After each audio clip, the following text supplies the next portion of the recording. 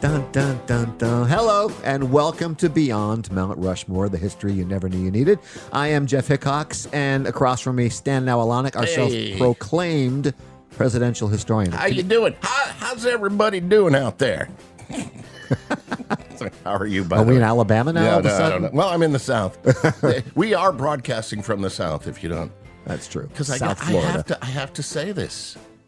We need to say hi to our listeners in Canada, Japan, Germany, Australia, the Netherlands. And almost every state in the Union as well. That's right. Yeah. So we're from the South, but we don't talk like Southerners because we're from Florida. Right. We're big in Japan. Huge. Yeah, and big in New York State. So hello, everybody up there. Hey, gang. What are we talking about today? I know we're not talking about James Buchanan because we just did that. Yeah, we're not. We are going to go beyond Mount Rushmore. Yeah, today. literally this time, right? We're going to stick with strange stories and things that have gone on in Washington, D.C. Yes. And maybe this person could have been president. We don't know. I mean, considering the situation, he could have been, but he wasn't. No. And today's story and discussion is basically looking at something that is going on today. And folks, it's always gone on. Right. Hundreds of years, literally.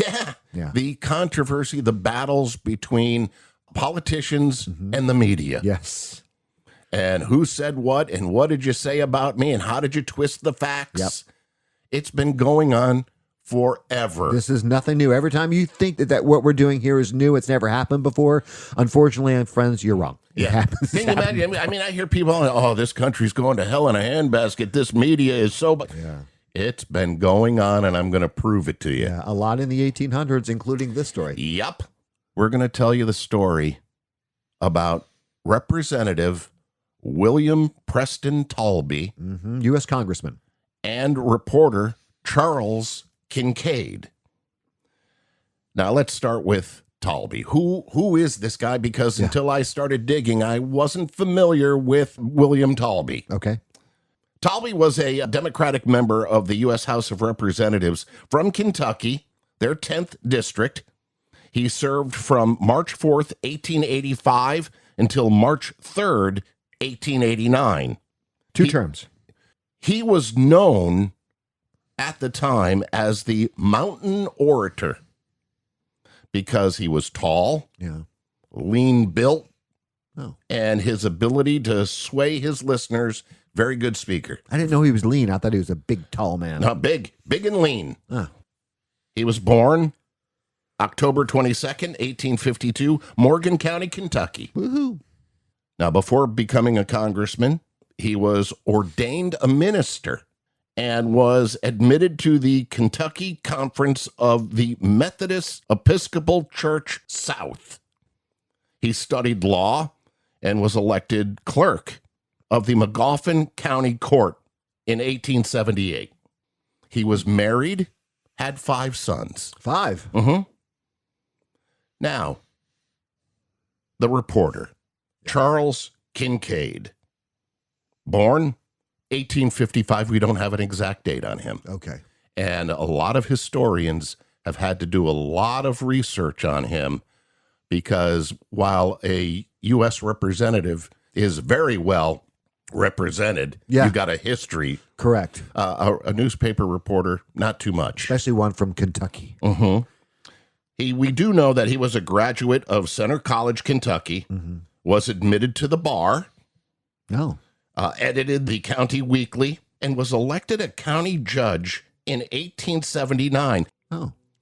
He was also city editor of the Louisville Courier-Journal, and he was a private secretary for Governor Proctor Knott, and in 1889 was representing the Louisville Times in Washington as a correspondent. Nice. In Louisville, they say Louisville. Louisville. So he had some credentials himself. Yeah, actually he did. I didn't know he was a judge. Our story begins.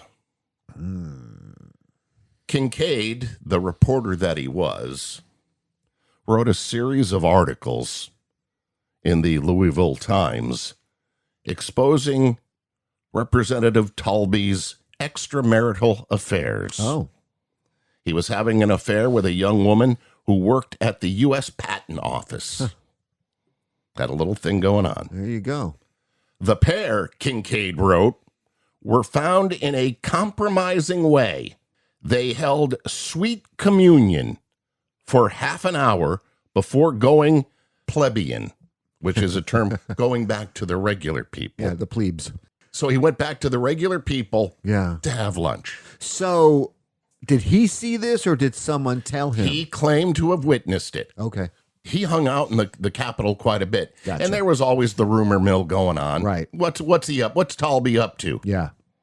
The story said and went on to say the two were rather warmer than were proper, meaning they were on each other. Yeah. He was sneaking a grab. Yeah. In public with the plebes. Yeah. How dare you? The articles, and there was a series of them, Oh. all but destroyed Talby's personal life and his promising political career. It destroyed all of it. There was no way in the world he was going to get reelected, and his wife wanted nothing to do with him. Oh. Her and the 5 kids. Really? Yep. That's bad. So he kind of ruined his life. Yes. Jeez. He and Talby blamed Kincaid for ruining his He life. should have blamed himself. Of course. Now, since Talby, when he realized he couldn't run for the House of Representatives anymore, he did what a lot of people do even to this day. He became a lobbyist. Oh, really? And so he was always at the Capitol. Yeah. Oof. Him and Kincaid would run into each other all the I was time. going to say, being a reporter, Kincaid would have been there all the time as well. Correct. They would run into each other regularly, and they both traded insults. But observers started to witness it was really becoming Talby being a bully, and Kincaid, who was very small guy, very frail and not a big guy. I mean, Talby towered over him. Oh, that's a different angle. Yeah, and it basically became a bully versus a little helpless man. Talby, again, was 6'2", Yeah. strong, good physical shape, so they say. By contrast, Kincaid, short, poor vision, bad health. So he was being picked on. He was being... Yeah. Yeah, it sounds like the advantage was definitely to Talby. Talby would often... reading it sounds petty, and it is petty. Yeah. But you had very angry people. Right, and what's petty now to their standards was not petty. Right. Just to say that. I mean, it often ends in a Nasty bad situation. Which this one will soon end in. Devolve into. But Talby would often pinch Kincaid's nose, pull on his ear. As he's walking by him? Mm-hmm. Hey there, Kincaid. Oh, man. Just like the bully in elementary school that would drop throw your books down, kick you in the ass. Like the guy in Back to the Future. Yes. Put you in the locker. So that was what was going on. Once Talby tossed Kincaid across the hallway. Jeez. On other occasions, the former congressman shoved the correspondent against an iron railing. He jammed Kincaid against a door of a streetcar once. This is physical violence. This is not just trading insults anymore. Correct. There was a time that two were in an elevator. Talby slammed his heel down on the reporter's foot, held it there, while Kincaid screamed in pain. Damn. He was a bully. Yeah. But he was mad. Yeah. Well, I mean, his career and his personal life in shambles by this guy in the media writing for a newspaper saying these scandalous things. Right. Even though it was his own decision to make those choices. But still, I see why he wants to blame somebody else. Nobody looks in the mirror. Right. It is said, because I got a lot of quotes from a lot of people that were hanging around. It is said the ex-representative once cornered Kincaid and said, "I ought to cut your throat." Wow. So he's threatening to kill him. That's a death threat. And Kincaid didn't go to the law, I guess. Huh? He was probably afraid. Yeah. He's trying to just do his job. Yeah. The reporter, Kincaid, also received warnings from friends and other politicians of Talby's that he had threatened to kill them. So he told other people as well. I'm going to get this son of a... Right. Kincaid usually tried to avoid Talby. He, again, much smaller guy, frail health, 4 eyes with the glasses. Hey. Sorry. But he tried to avoid him. He had a job to do. He had to do his Capitol interviews. Yeah, he still had to get the interviews. He had to talk to the politicians. Right. Talby would be there basically to hold court, chat with his old friends, and sometimes just wait for Kincaid so he could, torture him. Yeah. That's exactly what happened on February 28th, yes, 1890. Here is Steve Livengood. He is the U.S. Capitol Historical Society's historian, describing what was going on that day, February 28th, 1890. Talby would taunt Kincaid, and he would tweak his ear.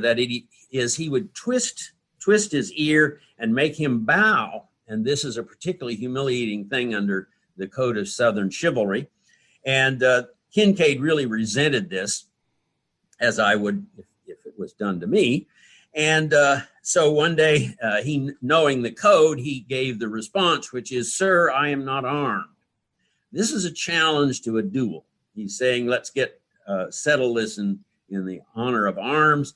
And so Talby said, well, perhaps next time you better be. He warned him, you better arm yourself. Yeah.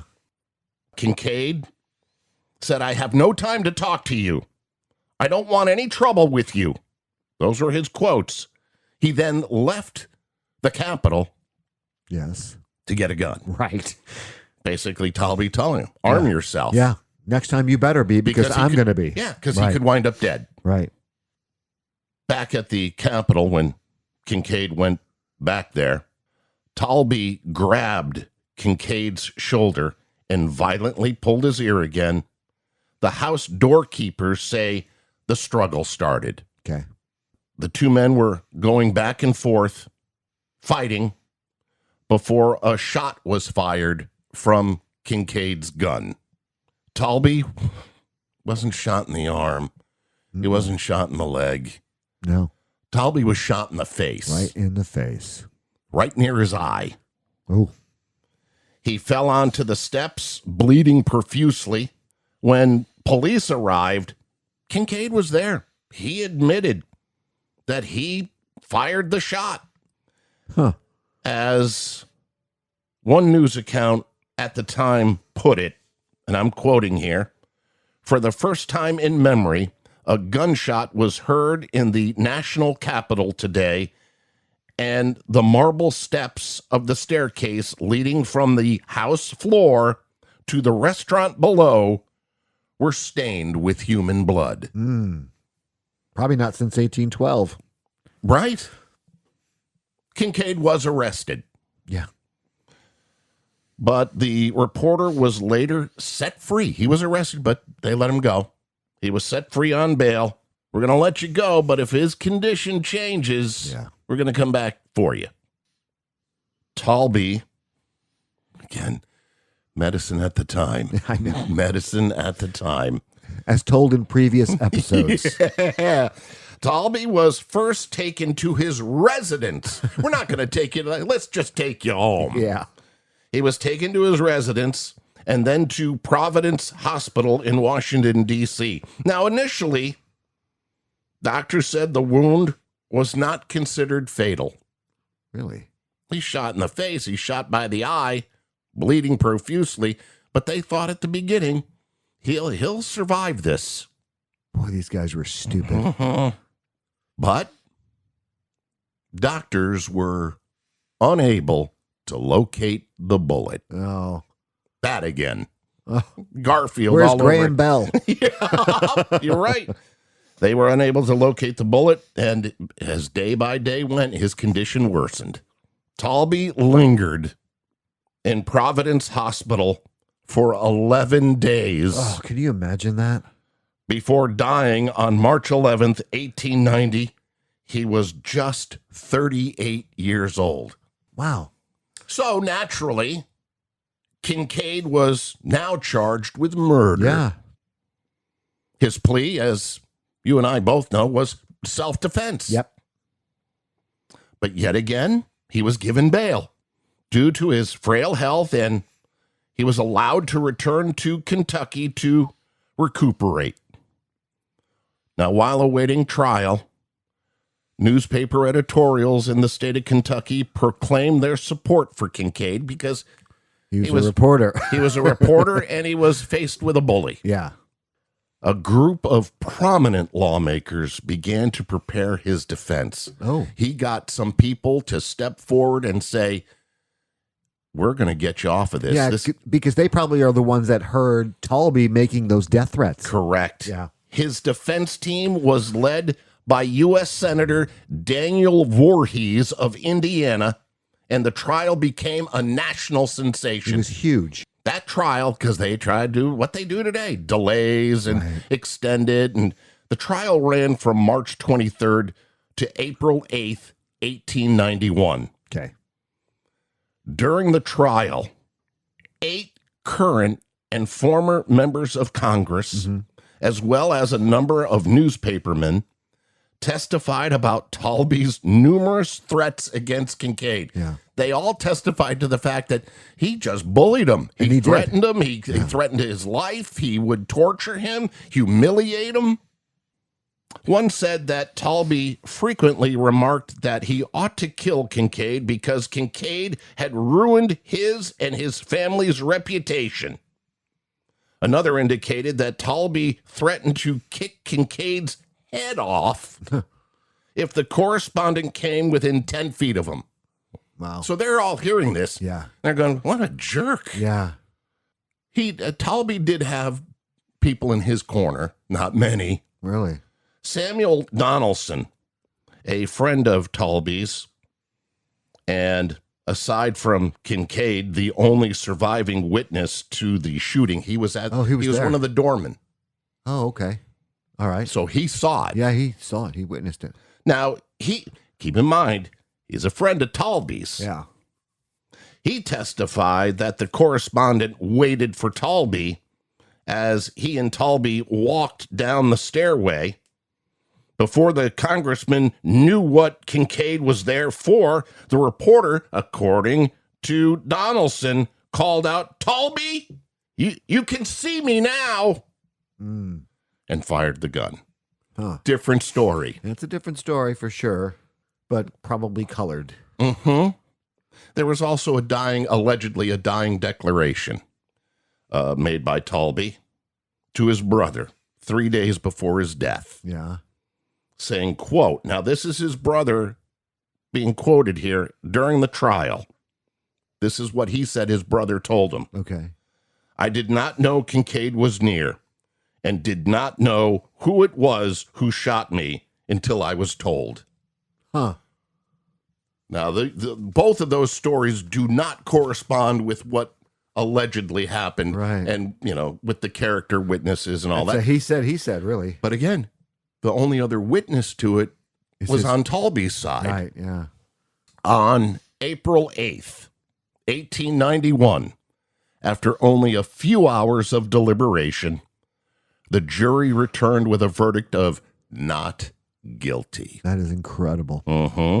A few days later, Kincaid returned to Kentucky with his sister and his nephew. Wow. He would later serve on the Kentucky Railroad Commission and as an American diplomat. Really? In 1896, Kincaid returned to the newspaper business and became a reporter with the Cincinnati Enquirer. However, his health remained poor, and he passed away November 2nd, 1906. He was only 51. Both of them young. If you go and visit the Capitol Yes. today in 2025, Right. the United States Capitol building, many people have been there. I've been there. Yes, I have to. You can still see Talby's bloodstains on the marble steps. From 1890. They are there. And there are those who have a belief, if you believe in the paranormal, that say the ex-congressman continues to haunt that Capitol building to this very day. Here again is historian Steve Livengood. Today, journalists have to be careful on these stairs because William Talby's ghost is still there and will trip them if he gets a chance. Huh. And so, particularly when they're in a hurry, journalists are always advised to take a different staircase going from the first floor up to this house chamber because Talby will attempt to trip them. That is the truth. If you look at some reporters in that area, they will fall for no reason. Really? They'll stumble. I know that the steps are informally known as Talby's steps. It's not an official name, but out of the ghost. He haunts it. Huh. I guess if anybody could haunt a place, if your blood is still on the steps and you were murdered in the Capitol, you could haunt. I'll grab a picture and put it on the Facebook page. That's a great story. There are pictures, too. By the way, a little footnote I want to add to this. Please do. Is that put a bow on it. Talby's wife, Darlin Lou Emma, who left him after the adultery scandal of 1887. Yeah. She passed away in 1903. Oh. And his family, Talby's family, children and grandchildren, all claimed that story was distorted, that his wife loved him. Oh. And to prove it, when she died in 1903, she was buried right next to him. Really? In the family cemetery in Adel, Morgan County, Kentucky. So it didn't really ruin his life as much as he thought or portrayed.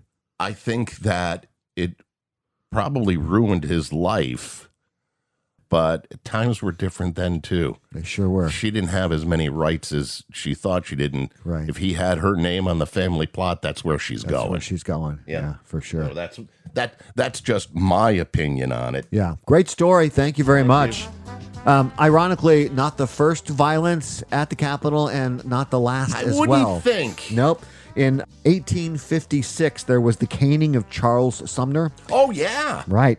Senator Sumner was brutally beaten at his desk by Representative Preston Brooks after delivering an anti-slavery speech. Yep. You're right. The attack nearly killed him. And then 1838, there was the duel, the Graves-Silly duel. Congressman Willie Graves and Congressman Jonathan Silly in a duel triggered by accusations of corruption and insult. Mm-hmm. Very similar.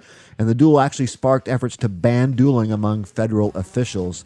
And finally, 4 Puerto Rican nationalists opened fire from the House gallery, wounding 5 congressmen in 1954. All survived, but the shooting remains a historic security breach, allowing them to get into the Capitol with guns. Interesting story. I saw that and I said, man, let's go beyond Mount Rushmore and talk about that. Yeah, we really did go beyond Mount Rushmore this time, and I like that. 2 weeks from now, yes, we have discussed this for a long time. We're finally getting around to this episode. Is it? Mm-hmm. America Loves a General. Oh, I love this episode. This is going to be a good one, people. I'm telling you right now. Take a look at our history. Yeah. You have, I would say, 3 types of people that became president. Yes. You had the old country people that grew up in the log cabin. Mm-hmm. You had the true statesmen and politicians. Very true. And whenever America was in trouble, for good or for bad, we elected a general. Right. We needed a leader, a general. You will be surprised how just with no political experience at all, if you are a popular, a hero general, chances are you could be elected president. There you go. 2 weeks from now. 2 weeks. Okay. We are beyond Mount Rushmore. My friend Stan Nawalonk, across from me, our self-proclaimed presidential historian. Hi, gang. And I am Jeff Hickox, and we'll talk to you then. Check us out on Facebook. Also, wherever you get your podcasts. There you go.